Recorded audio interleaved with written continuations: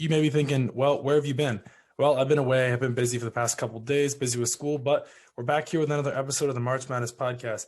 I don't have my co-host here join me today. He's not here, sadly, but I think I'm going to carry the weight, carry the load, and I got my notes in front of me. I think I'm ready to start. So first thing I saw from this weekend's past games, the Loyola Chicago versus the Illinois game. I mean, what the heck happened?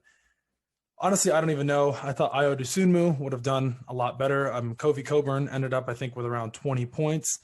Disappointing season for the Fighting Illini. Brad Underwood, super disappointing, really disappointed. Sorry for all you Illinois fans out there. Moving on, the second game that caught my attention was that LSU-Michigan game. I know my co-host isn't here today, or, tonight. We're on the East Coast. But that was a down to the wire game. Franz Wagner really carried the load for Michigan towards the end.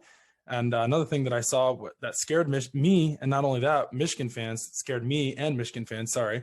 Eli Brooks, he got hurt late in the game, ended up coming back. I definitely think it'd be nice to have Livers back if they can get him back. FSU's a tough team who they will face this upcoming weekend. And that's kind of what I saw from this from that game. Moving on, I am going to be talking about the Oral Roberts Florida game. Sorry, Florida fans. I'm not wearing my T-shirt today. I'm not wearing my sweater, hoodie, nothing. No Florida stuff around me. I'm super disappointed. Are you ready to fire Mike White? Because I am. What did he do with this team? Nothing. I understand that Keontae Johnson was out for most of the season as he suffered a serious injury. Prayers to Keontae. We're hoping he comes back soon, maybe next year. Maybe Mike White will be gone. Not only that, today actually, Trey Mann declared for the NBA draft. We wish Trey the best. And so kind of in light of that game, kind of bring some positive Florida news. Moving on to the Gonzaga-Oklahoma game, not really much to talk about for that game. Drew Timme really lit it up with 30 points, and I think fact check, he had 13 rebounds. Not really going on much there. It seems like Gonzaga is just cakewalking their way to the Final Four, but I honestly don't think Creighton will give them a run for their money in that game. I'm thinking that they'll face. I don't remember who they face in the Elite Eight, or if they get to Elite Eight, excuse me. But I definitely think somebody will give them a test in that game when they get to Elite Eight. Like I said, if they do. Moving on to the Pac-12. Pac-12 was nowhere to be found in the regular season, but I guess they turned on their light switch in March Madness and said, "Hey, we're ready to be here. We're ready to play. We're tired of all the, we're tired of everything that the fans and the media have said about us throughout the entire season." USC looked like a total different team. Oregon moves on, UCLA moves on, Oregon State, and USC. So 4 Pac-12 teams out of one Big Ten team is left, and that's Michigan. Not going to talk about Michigan the whole show, but yeah, Pac-12, super impressed with their play. Kansas looked horrible. I mean, I don't know what happened. I was going to bring that up towards the end of the show, but now that I'm talking about Pac-12, I really just got to hammer that USC Kansas game. I myself root for the Jayhawks. I was super disappointed in the way that game went. David McCormick was nowhere to be found. Evan Mobley and Isaiah Mobley look like two NBA prospects, which we know Isaiah Mobley is. Evan Mobley. Isaiah looked like an NBA prospect as well. I think he put up like 17. Evan put up, I think, 12 or 14. But anyways, that game was atrocious. But for Kansas fans out there, Marcus Garrett, it was his last game. We wish Marcus the best if he does declare for the draft, or whoever will take him in the NBA. I think he could be a stud. He's a scrappy type of guard. He's got what it takes to be a solid bench player.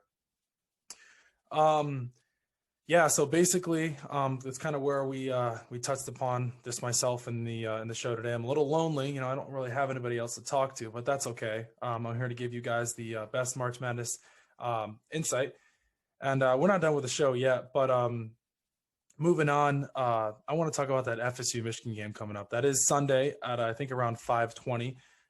Can't wait to have my co-host back and talk about that game. That's going to be an exciting game. I'm thinking that's going to be the one of the best games of the weekend.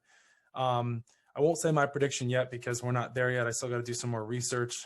It is only Wednesday. But another surpriser, West Virginia, Syracuse. I mean, I did not expect Syracuse to pull off that game. I mean, it was really, really close down the wire. Honestly, they almost blew it. Buddy Boeheim, he ended up with 29 points. Again, he's had 13 threes in two tournament appearance games so far.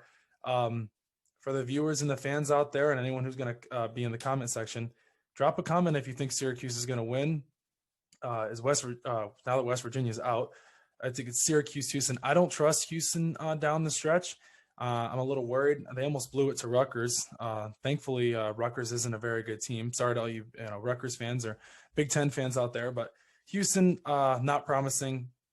I haven't seen anything from them yet, but yeah. So I think I'm gonna have to go Syracuse in that one. And you're thinking, Buddy Boeheim and his own father, Jim Boeheim, they're moving on to the Elite Eight. Yeah, I know. I didn't have them in any of my brackets. I actually have a close friend who's a Syracuse fan. Shout out to him. But I was just extremely surprised. West Virginia looked super dull throughout that game. They couldn't beat that zone from Syracuse, and disappointing way for the Mountaineers to go out. So yeah, I mean, I basically hit on everything I needed to hit on, but there was one thing. I know a lot of you college basketball fans out there love Luka Garza. Sorry, guys. He's gone. He's done. His college career is over. Hats off to him. He had a great college career. We're hoping for the best for him in wherever he decides to go, if he does play in the NBA or if he goes overseas. But yeah, that Oregon-Iowa game was brutal. Iowa got absolutely dominated. But hats off to Oregon. Dana Altman's got his guys prepared for whatever is facing their way. They had a lot of guys hurt at the beginning of the year.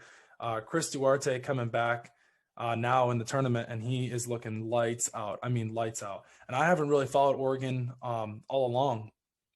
But there is one more team I want to hit, one more game from that I noticed. That's the Baylor Bears when they played Wisconsin.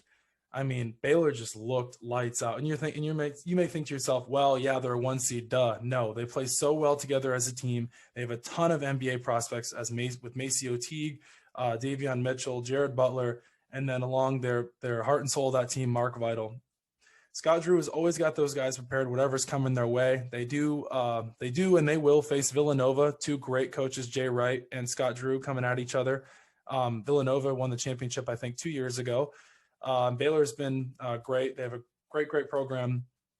But I'm just curious to see how that game will be coached. I think Baylor will edge them out. Obviously, with no Gillespie, that's huge. But both of those coaches are great coaches, and they will have their players prepared. Yeah. So basically, I think I hit on the topics I needed to hit on. If I miss anything, let me know in the comments. As always, like and subscribe and leave a comment. We're out. Have a good night.